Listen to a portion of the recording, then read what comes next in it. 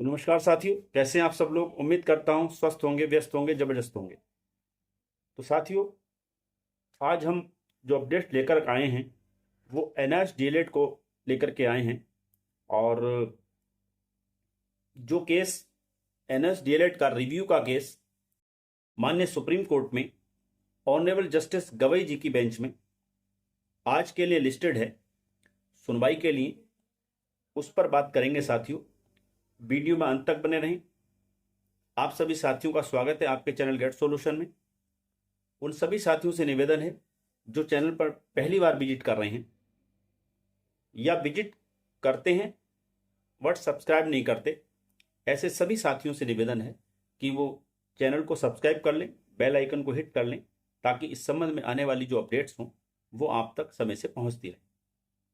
तो साथियों, जैसा कि आप जानते ही हैं कि माननीय सुप्रीम कोर्ट में 28 नवंबर 2023 को ऑनरेबल जस्टिस गवई जी की बेंच से एनएस डीएलएड को लेकर के एक निर्णय आया था, जिसमें उन्होंने इस कोर्स को 18 महीने का मानते हुए और इनवैलिड करार दे दिया था, यानी कि फ्रेश रिक्रूटमेंट में उसको अमान्य कर दिया था। तो इस तरीके से हमारे जो 14 लाख शिक्षक परिवार एनएस डीएलएड किए हुए थे, उन सबको एक बड़ा ये झटका हुआ लगा था।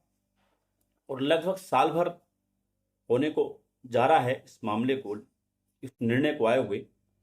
अभी तक जो है एनएस वालों को उनका अधिकार नहीं मिला है। उसी क्रम में जो है कई याचिकाएं जो है माननीय सुप्रीम कोर्ट में डाली गई, बिहार से भी और भी। वो सब जो है कहीं ना कहीं किसी ना किसी कमी की वजह से उन पर सुनवाइयाँ व्यापक रूप से नहीं हो पाई। और अंततः जो है अभी जो रनिंग में केस हैं, दो केस हैं। एक आदर्श कुमार श्रीवास्तव वाला जो उत्तर प्रदेश से है, टीपी का केस है, वो रनिंग में है। और एक हमारा रिव्यू वाला केस जो विश्वनाथ जी ने डाला हुआ है उत्तराखंड से, जिसका डायरी नंबर 4961/2024 है। और जिसमें ये रिव्यू का केस है। और आप ये भी जानते हैं कि रिव्यू एक्सेप्ट होते नहीं हैं। जहाँ तक अगर आप पूरा बैकग्राउंड देखेंगे, इतिहास देखेंगे, तो मुश्किल से 1 या 2% केस ही रिव्यू के एक्सेप्ट होते हैं। और ये रिव्यू एक्सेप्ट हुआ है तो ये अपने आप में बहुत बड़ी एनआईएस वालों के लिए जीत की तरफ कदम है। और इसमें जो है 5 नवंबर को अभी सुनवाई होने वाली थी, डेट लगी हुई थी। लेकिन ऑनरेबल जस्टिस जो मिस्टर गवई जी हैं, वो जो हैं दूसरे किसी केस में इंगेज थे, जिस वजह से उस दिन केस जो है टेकअप नहीं हो पाया था। तो आज साथियों, इसकी केस के सुने जाने की बहुत ही प्रबल संभावनाएं हैं। उसके पीछे कारण ये है कि जो इसमें एमए लगे हुए हैं, यानी 5 राज्यों की मिसलेशन एप्लीकेशन लगी हुई हैं, साथ में 4 और हैं, कुल मिला के 9 एमए इसके अंदर लगे हुए हैं। तो उन सभी एमओ में जो सर्विस कंप्लीट कर ली गई है, यानी कि सर्विस कंप्लीट होने का मतलब ये है कि जब सर्विस कंप्लीट हो जाती है तो उसके बाद जो है जो जस्टिस हैं वो तारीख देने के लिए मतलब तारीख देने की, आगे तारीख देने की गुंजाइश बहुत ना के बराबर रह जाती है। यानी अपनी तरफ से जो है इस टीम ने, जो टीम काम कर रही है, जो विश्वनाथ सर, आदर्श सर और जो भी लोग इस टीम में हैं, उन्होंने जो है इस केस को बड़े अच्छे से लीड किया है और बड़ी अच्छी तैयारियां करके आज भी ये जो है इस केस के लिए आ रहे हैं। प्रबल संभावनाएं मैंने बताया इसलिए हैं क्योंकि 8 तारीख को ही इस टीम ने माननीय सुप्रीम कोर्ट में जो है ये डेट फिक्स कराई थी कि 12 तारीख में हमारी सुनवाई होनी चाहिए। एक तो ये हुआ। दूसरे, जितनी भी एमए हैं उनकी सर्विस कंप्लीट है, तो यानी कि कोई ऐसा इशू नहीं है जिस पर जो है ऑनरेबल जस्टिस जो हैं ये कह दे कि ये डेट आज नहीं सुना जाएगा। ये अलग बात है कि कोई और केस में एंगेज अगर हो जाते हैं तो वो एक अलग मैटर हो सकता है, लेकिन बट कोई कहीं से कहीं तक टीम की तरफ से कोई भी कोताही नहीं बरती गई है, ताकि कहीं से कहीं तक कोई कमी नहीं छोड़ी गई। इसके साथ ही जो है ये टीम ने पूरी तैयारी कर ली है आज की सुनवाई के लिए। अपने एआरओ मनदीप काल्रा जी से इनकी मीटिंग हुई, बैठे उनके साथ पूरी चर्चा की है, पूरे केस पर पूरी बात की है। उसके बाद जो फिर जो सीनियर अधिवक्ता जो कोर्ट में हमें रिप्रेजेंट करेंगे एनएस डीएलएड को लेकर उनको उनके साथ भी देर रात इन्होंने ब्रीफिंग कर ली है, पूरी तरह से केस की ब्रीफिंग कर ली है कि क्या क्या चीज़ें, वहाँ पर क्या क्या मुद्दे और किस तरीके से वहाँ पे आर्गूमेंट होने। तो वो सारी तैयारियां हैं साथियों, बिल्कुल आसान्वित रहें। आज उम्मीद कर सकते हैं कि आज जो है कम से कम इतना तो होगा कि इंटरिम रिलीफ आज जो है राज्यों को मिल जानी चाहिए। आज इंटरिम रिलीफ के लिए जो है आपका आदेश हो जाने चाहिए। आप ये भी जानते हैं कि इसमें जो है आपका चाहे एनओएस हो, चाहे आपका एनसीटी हो, चाहे आपका एमएचआरडी हो, और यहाँ तक के जो तत्कालीन उस समय के जो तत्कालीन चेयरमैन थे एनओएस के, सीवी शर्मा जी, इन सब ने भी अपना यहाँ पर वकालतनामा लगाया हुआ है। और ये लोग, इनके जो एडवोकेट्स हैं, बाकायदे वहाँ पर उपस्थित रहेंगे इस सुनवाई में।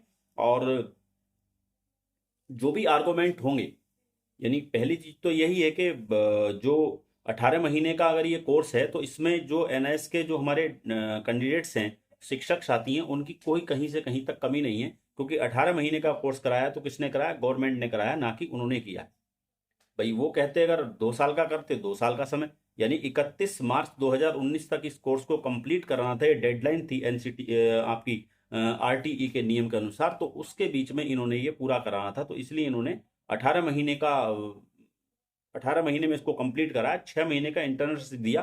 तो इन्हीं सभी बातों पर वहां पर जो है चर्चा होनी है कि भाई चाहे हमारी केंद्र सरकारें हों, चाहे राज्य सरकारें हों, पूरी तरह से इस डिप्लोमा को कराने के इन्वॉल्व थी। ऐसा नहीं कि जो शिक्षक साथी हैं वो कहीं अपनी मर्जी से किसी विद्यालय से या किसी भी संस्था से वो ये डीएलएड किया हो।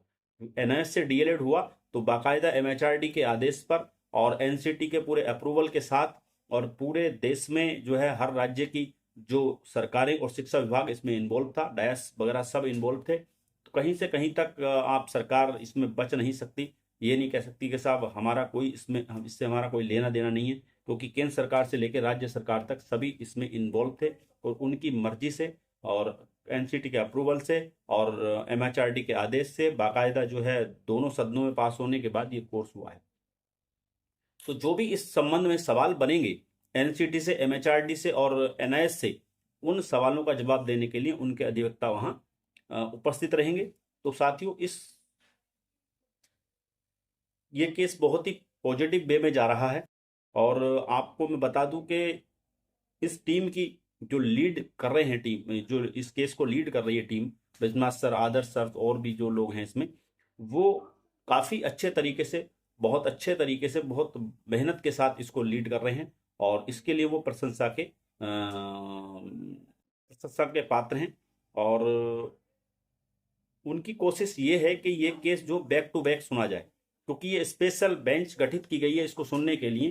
तो जब स्पेशल बेंच गठित होती है तो उसका भी प्रयास होता है कि केस को जल्दी से जल्दी सुन करके और इस पर निर्णय दे दिया जाए। तो हम उम्मीद कर सकते हैं कि ये इसमें सुनवाइयां बैक टू बैक हों और इस पर जो है एक परिपक्व निर्णय आ जाए, और एनआईएस वालों को, जो डीएलएड के साथी हैं हमारे 14 लाख लोग हैं, उनको उनका अधिकार मिले, उनका ये डिप्लोमा वैलिड हो, ताकि वो भी अपने सपनों को, अपने परिवार की उम्मीदों को और जो आशाएं होती हैं वो सारी चीज़ें वहाँ से पूरी हो सकें। तो साथियों, इन्हीं सभी उम्मीदों के साथ आप वीडियो में बने रहे, इसके लिए आपका बहुत बहुत धन्यवाद। आगे शाम तक इस केस से संबंधित जो भी अपडेट्स होगी वो लेकर के फिर आपके बीच उपस्थित रहूँगा। तब तक के लिए साथियों, वीडियो को लाइक कर दें, शेयर कर दें, कमेंट कर दें। नमस्कार, धन्यवाद।